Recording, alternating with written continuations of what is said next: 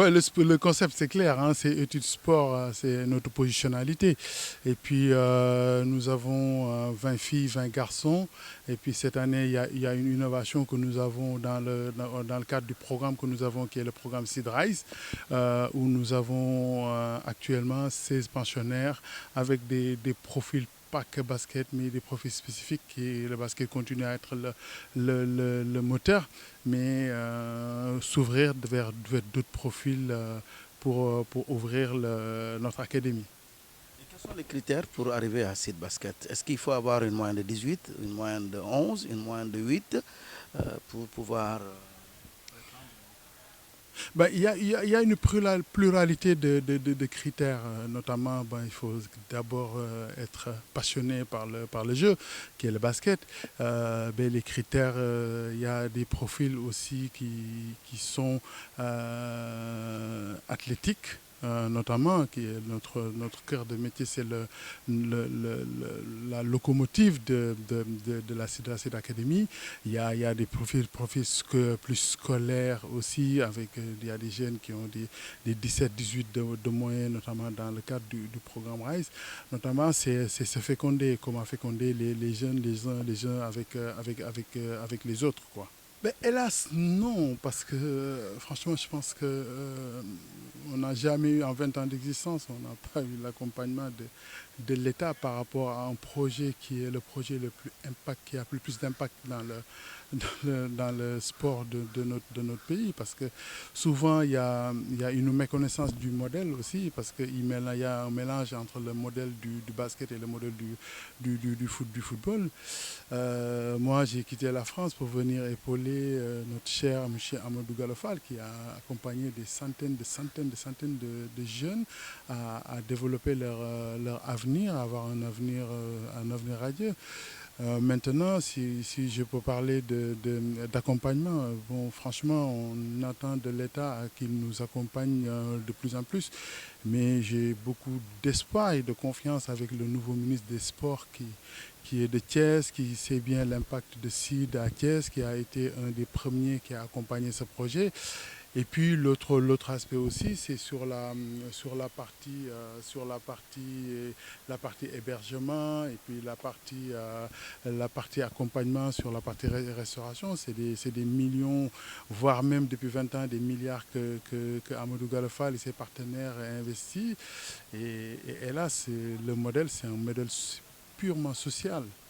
Et puis, je dirais même sociétal, parce que ça permet aussi d'aider des jeunes qui réussissent, d'aider des jeunes grâce au basket, ne sont pas devenus des délinquants. On a une pluralité de profils, comme j'avais dit. Vraiment, c'est un projet dans un autre pays. Il est subventionné par l'État du Sénégal. Mais après, je comprends aussi que le modèle, c'est un modèle assez typique et puis assez atypique. Et puis, de par sa durée, grâce à M. Fall et notre président, M. Jo Lopez. Mais franchement, souvent, je me pose la question comment ils ont fait pour tenir jusqu'à présent. Bon, je vois par de l'aide, par-ci, par-là, avec des projets, des partenariats que nous avons avec l'AFD, avec l'OIM, avec la GIZ.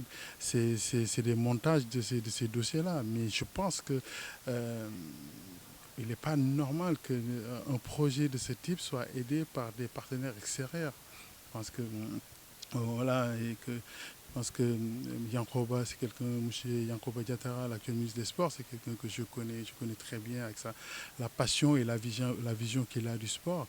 Je pense que là, on attend qu'il soit posé, qu'il évacue beaucoup de dossiers pour en parler avec lui, pour aller dans le fond par rapport à ce dossier-là. Mais il y a un vrai besoin d'accompagner M. Amadou Galofa, le fondateur de CID, par rapport à ce projet.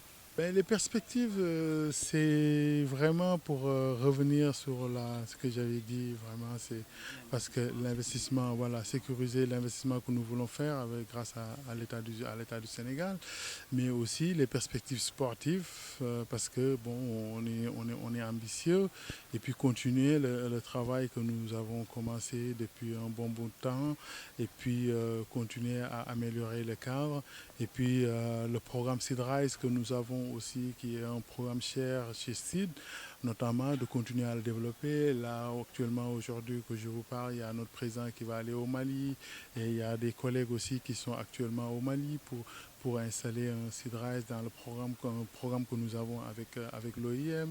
On a des perspectives avec l'AFD qu'on va développer à partir du 3 novembre.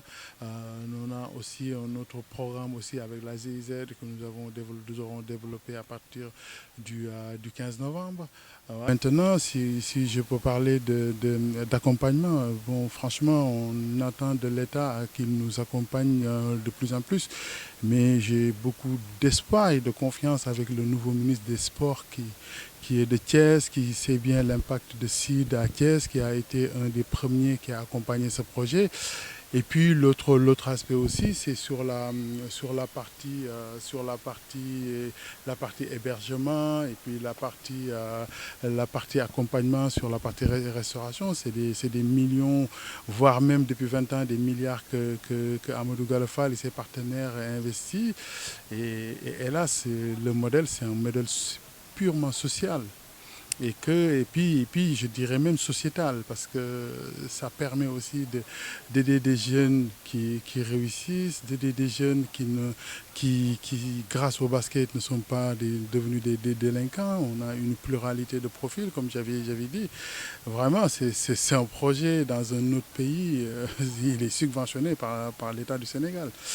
Mais après, je comprends aussi que le modèle, c'est un modèle assez typique, et puis assez atypique, et puis de par sa durée, grâce à M. Fall et notre président, M. Jo Lopez. Mais franchement, souvent, je me pose la question comment ils ont fait pour tenir jusqu'à présent. Bon, je vois par de l'aide, par-ci, par-là, avec des projets, des partenariats que nous avons avec l'AFD, avec l'OIM, avec la GIZ. C'est des montages de ces dossiers-là. Mais je pense que il n'est pas normal qu'un projet de ce type soit aidé par des partenaires extérieurs.